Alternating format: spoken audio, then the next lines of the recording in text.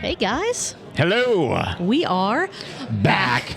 for a little bit of a bonus episode because we are at Sonder and because, well, actually I'm going to do this right, because we are at Sonder's and it was just Family Traditions days. Oof.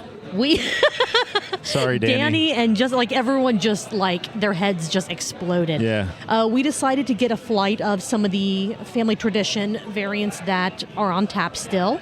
And we thought that we would do something that we normally don't do, which is just kind of taste the beer and tell you what we think about the beer, interjected with little just random commentary of things we're observing and just things that randomly pop into our heads, because it would not be a good Truth, Beer, and Consequences episode, bonus or not, if we didn't go down a couple of rancid rabbit holes. Yes. Yeah.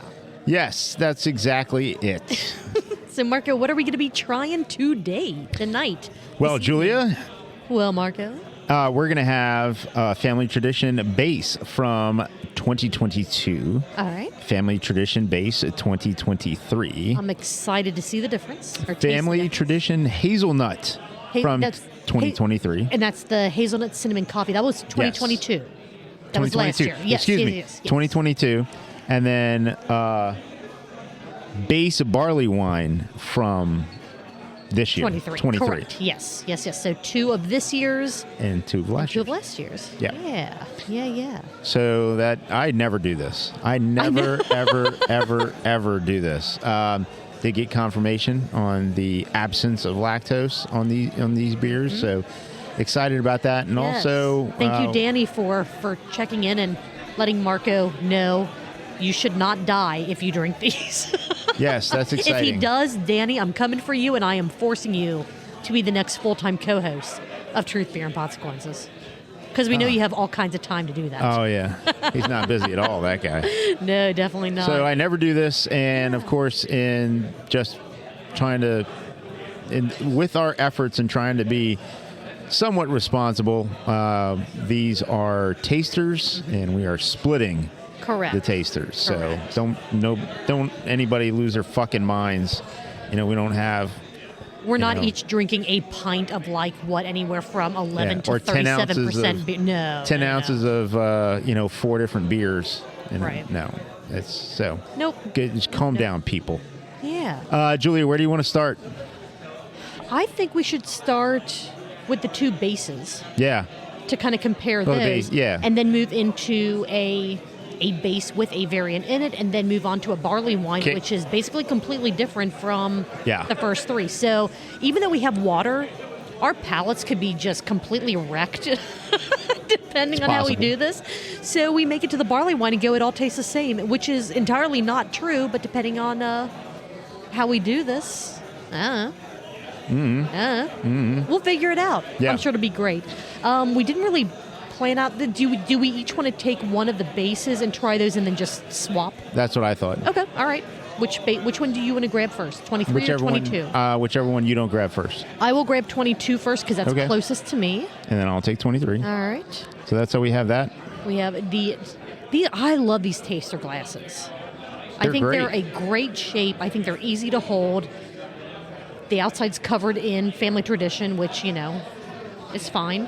Yeah. It gets sticky here soon. So these taster glasses, they are fun. They have sort of like they have a smaller base and come up fluted towards the top, where you can, get a nice wide opening where you can get in Get there. your and, I would say you could get your nose in there, but I mean it's full. It's filled to the top. So if you try to get your nose in there, your nose is just gonna get dunked in a barrel aged goodness. smells like tons of fun. Jesus. Oh my god! Yeah, but these flight boards are fun. I remember when Sonder opened, having these flight boards.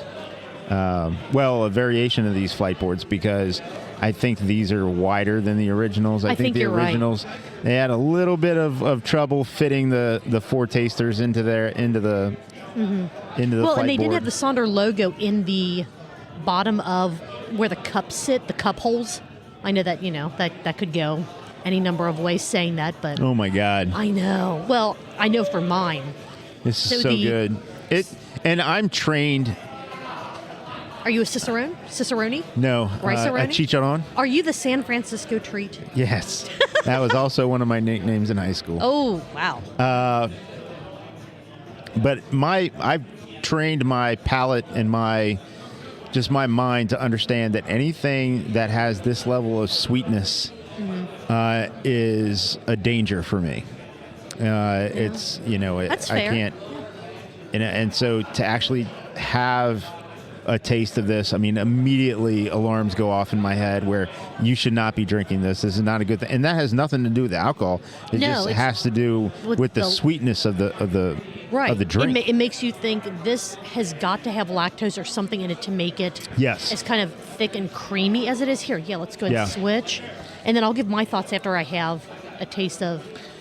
So both of these. I had the 2023 base. Julia had the 2022, and now it is a swap time. That sounded weird, but strange. It's fine. Go ahead, Julia. You first. See, the 2023 smells not sharper. What's the word I'm looking for? There's a definite difference in how they smell. Like the 2022 to me smells sweeter and more. What? I don't even know what word I'm looking for. But just kind of like it smells sweeter. It smells more like a standard barrel-aged stout, where the 2023, there's a lot more to it that I feel like I'm getting from the aroma. I haven't tried it yet, so you go ahead and... So the 2022, to me, there's a slight characteristic in both that is more pronounced in 2022 than it is in 2023. I think the level of sweetness is similar. I'd say 2022 is slightly less sweet, although that's just by a hair. Yeah, I think. But there's I believe it's a barrel characteristic, a slightly acetic, that is the only way I can think to describe it, that is more pronounced in 2022 than it is in 2023. Mm-hmm. That could have to do just with age and maybe some other parts of the sweetness falling out. But both of them actually, they taste very, very similar and extremely good. And they're not supposed to be the exact same beer year after year after year. Every year that they put together Family Traidtion, they're using different barrels. They're blending differently. So these aren't supposed to be the same. Right. But they're both absolutely Holy smokes, that's fantastic. Good. Yeah. That is good. So both Julie and I were part of the congregation that went online a week ago, Tuesday, to try and obtain the Family Traidtion bottle releases. I was very unsuccessful in getting what I wanted. All I wanted was one barrel of base. I got a whole online, barrel of base? One whole barrel of base. I got online at 12:33. Online opening started at 12. I was about 10 minutes late because my kid's dog pooped in the living room, so I had to clean that up. Julia made a great point, though. The poop wasn't going anywhere. It's true. I could have just got online, ordered, saw if I could get what I wanted. I know Mark was telling me this. I'm like, well, you could have just... Yeah. I know you don't like when it's... You never want to wait to clean up poop. It was there before. However, right, it was there before I knew it. It could be there another 10 minutes. 10 minutes, and it would have been fine. Yeah, it would have been fine. Would have been totally fine. So do you have... I do think that there is a difference between the two. Mm-hmm. And I do think that maybe 23, there's and I'm not looking up what barrels they age these in. I probably should have, but I'm not. I feel like 23 has more of a slight, not tannin, but like a wine or a port-ish, again, saying a bite, but like a note to it that I don't think the 2022 has. I definitely notice a difference in smell and taste. They're both fantastic. When you go back and forth very quickly, they taste almost identical. Okay, But I do feel that 2023 has a larger chocolate pronounced flavor, or the chocolate is more pronounced in 23 than 22, and a slightly more, just a tinge, a touch more acetic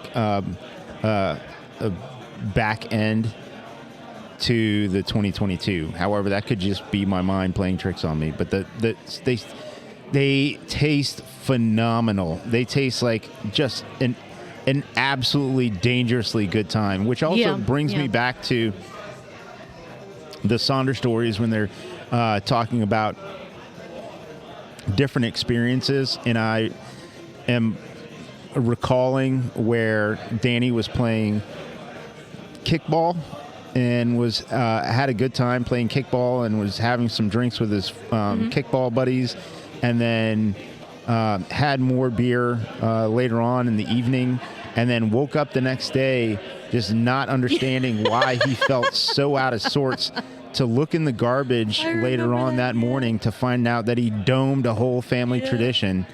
And I say I remember that. I remember the episode. I have no idea what the actual...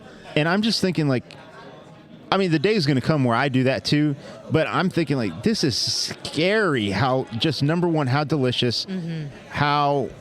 They're both easy drinking. Like, for the ABV that these beers so are... dangerous. Yes. It's so dangerously good. Yes. Honestly. I'm looking forward to... Salute to you, the Sonder team. Yes. Wonderful, wonderful work. Josh will sip on barrel-aged beers, but they're definitely not his thing. So when I buy a bottle and I open a bottle, I have to commit that I am going to be drinking pretty much the entire thing on my own. So I'll crack it open at, everyone by now should know I'm a slow drinker. Crack it at like 4 p.m. and by maybe 8, then it's gone. And it has warmed up. It has gone through this entire transition of that's like awesome. a fresh cold beer to like warm.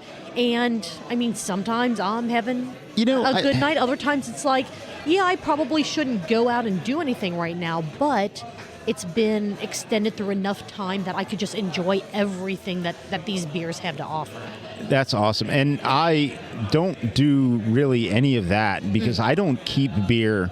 Like I made the joke during the Weekly Pint last night that no one was talking about collecting cans. And I say, I only collect cans until they're empty. Yeah, that's fair, yeah. But I really don't keep beer around the house. And cellar beer, aged beer. I have probably 6 to 8 bottles of beer at home that I've had for a long time, but those are all bottles of beer that I can't drink. Yeah. So they're just there waiting for the occasion where somebody else can enjoy them. Yeah. But if I had more beer, as an example, I had one bottle of barley wine that I've had for years that I bought at BC's Montgomery several years ago, and I was going to give as a gift. Well, the timing didn't work out to where I was able to give that gift. So on Thanksgiving, I said, you know what? I have no other reason at all to open a cellared bottle other than it's Thanksgiving, it's this year. It's like, that's a perfect reason. Perfect, absolutely. I said, and I only have one bottle that I basically have quote unquote cellared. This was unintentional, but it's been in good conditions. Yeah. It was room temperature the whole time, or it was in, cellar conditions in a basement, like 50, 55 degrees or whatever it is. And so it's been treated well. Right. I was like, fuck it. How was I it? did it. It was fantastic. Awesome. It was fantastic. I love it. It was a great beer. I sent you a picture. I sent you a picture of the beer. It was a great beer. Do you want to move on to the hazelnut cinnamon coffee family Sure. tradition from 2022? This is also going to be a whole nother gymnastics of my mind, because these are also flavors that I typically are like, I can't have do those. this. Yeah. So go for it, Marco. All right. I'll talk. I believe that I had this one last year, at the very least in the flight that I got last year. But again, it's been an entire year, so I don't remember it super well. I'm sure that it's fantastic. I'm wondering if the coffee's held up much. I'm really excited about the cinnamon part of that, because cinnamon's not something that it's either there or it's not. It's there. Is it there still? Even after a year? Oh, that's fantastic. Cinnamon's there. Nice. Okay. I think all of the other flavors kind of muted back to the... you could smell the cinnamon on that still, yeah. But it is definitely muted versus probably being fresh. Like, I can taste the cinnamon, but everything else tastes like family tradition base other than cinnamon. I feel like there's a little a little more to it than just cinnamon. But if you didn't tell me what was in this, I agree with you. I don't know that I would be able to pick out coffee or hazelnut. I can't pick out coffee or hazelnut. Knowing it, I think I'm forcing my head to say, oh yeah, it's there. Again, I don't think that tastes like just a straight cinnamon family tradition. You know what I mean? Like, right. There's something else to it, but it's still a fantastic beer. By the way, this Michael says hi. Hi, Michael. Yeah. How's it Michael going? from Medina. Oh, we miss you, man. Yeah, we need him. to try to find a way to get together with him in Columbus or otherwise. Yeah, I ran into him. We will drive to the ends of the state of Ohio, maybe northern Kentucky, to see you, but probably not farther than that. Probably not.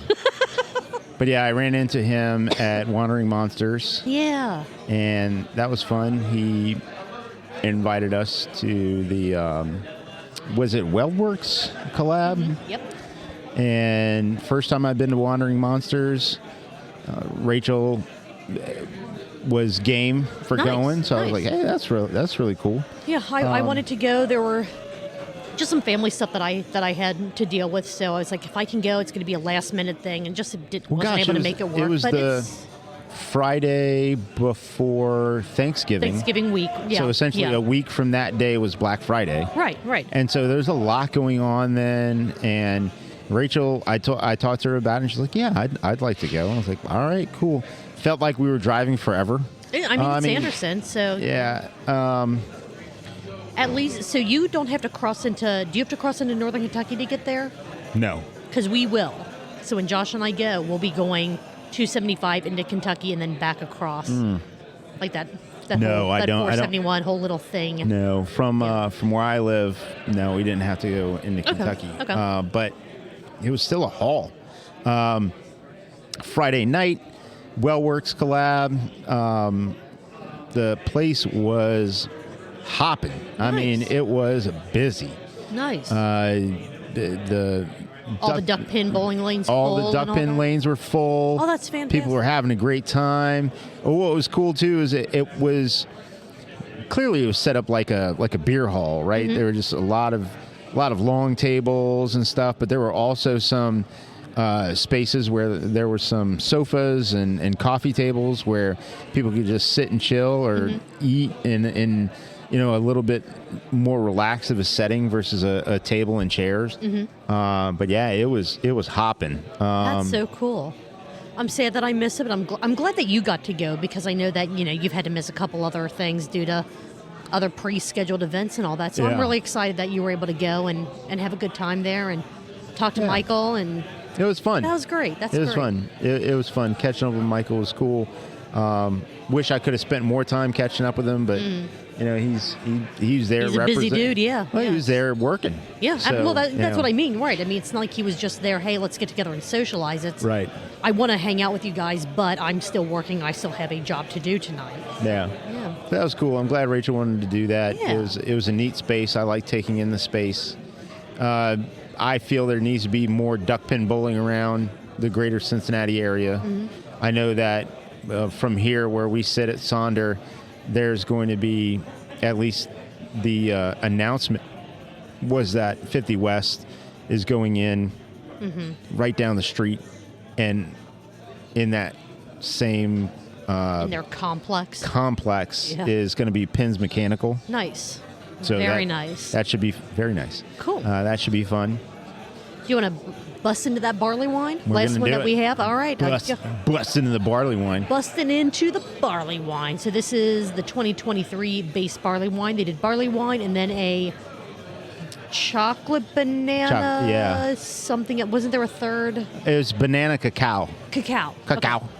All right. So that is not what we have. Which is we the just bottle, have the only bottle I got. You got. Yes. Because I got on there so late. That's all. I could either get a bottle of that or a glass, a Family Tradition glass, which is a rocks glass. Yeah. Which I thought was interesting. They look really cool. Yeah. I think some might still be available. I didn't check. Again, I didn't check the website before we did this, because we just went, oh, hey, let's get a flight. Let's share a flight of some of these and just do a bonus episode where we talk about what we're tasting because that's not something we typically do. So we are deviating from the norm. That's a barley wine. Oh, that smells incredible. So are you a big barley wine person, or is it one of those you're into them when you have the opportunity to drink them? Do you search them out? I don't seek them out. Talk about stuff while I'm I don't seek them out. The reason I had that bottle of barley wine that I held on to for so long, like I said, it was a gift for somebody else. But I knew it was something that as time went on and I wasn't able to meet up with them to give them that gift, I knew it was something that eventually I could drink if I wanted. Mm-hmm. And there's like a tartness or a dryness or something to this that's just it's absolutely really great. incredible. So yeah. It is still very sweet. There's still barrel characteristic to it. They also the raisin flavor that you get from it, which probably encompasses all of it, right? It encompasses the way a barley wine is made. It encompasses the barrel as well, but you get that raisiny characteristic, which you get out of a barley wine. It's intense and then amplified by this brewing and aging process. They're not one and the same. One happens before the other, but it's intensified here, and you just get a deep, sweet, raisiny characteristic to it, almost like a sweet, extremely sweet prune. I was thinking more of like a date or a fig kind of thing. Like again, that raisin characteristic, but there's an additional layer of sweetness that again almost pushes it to a date taste to me. The fruit, not the action.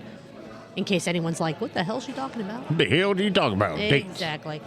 These are all... Take my date over to the Popeyes. Absolutely phenomenal beers. You ever been to a Popeyes on a date? No. Yeah. No. You? Nope. Oh, well, there we go. No, I have not.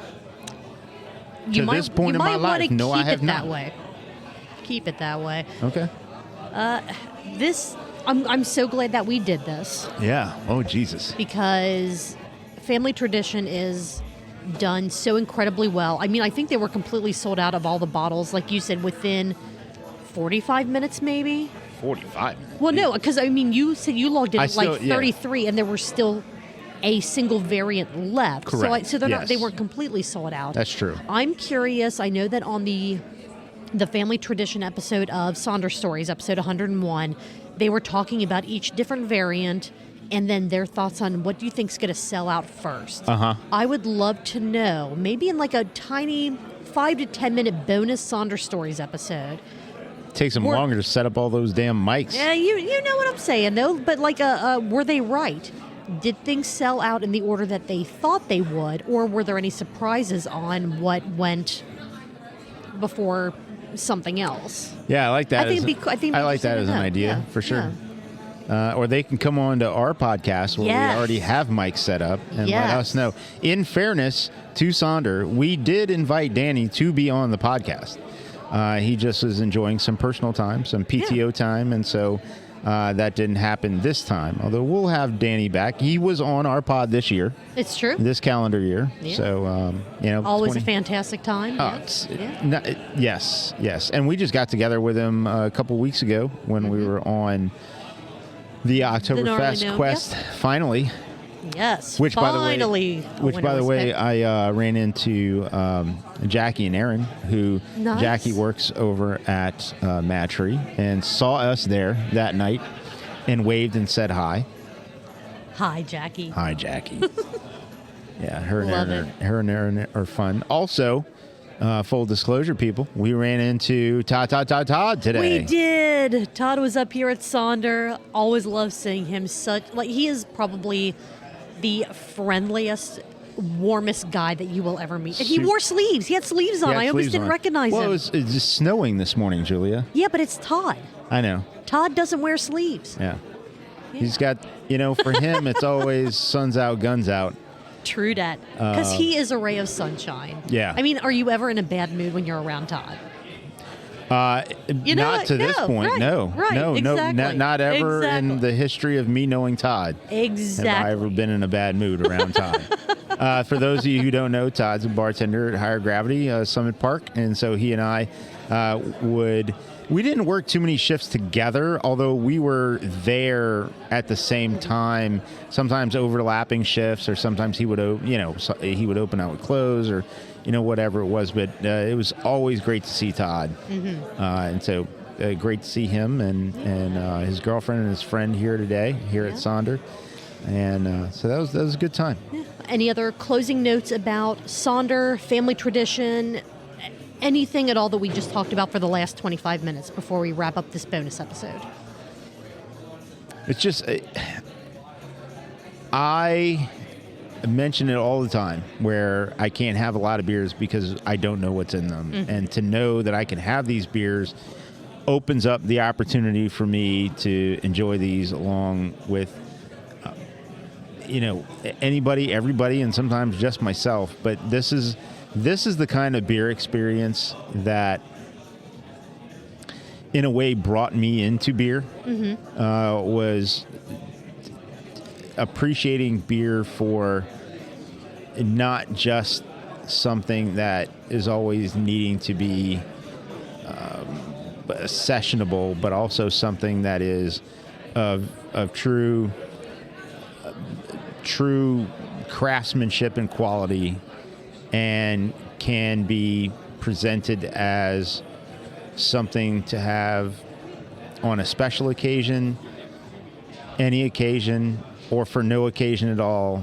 The fact that the day ends in Y could be an occasion enough to have something special. And I've talked before that, we don't go, my family and I, we don't go to, on vacations outside of the country. We don't do a lot of things that require a lot of, money, energy, and effort. And to me, having a good beer and taking time to reflect and appreciate is, in a small way, the way that I choose to spend my dollars versus, going to Paris, where they all fucking hate Americans anyway.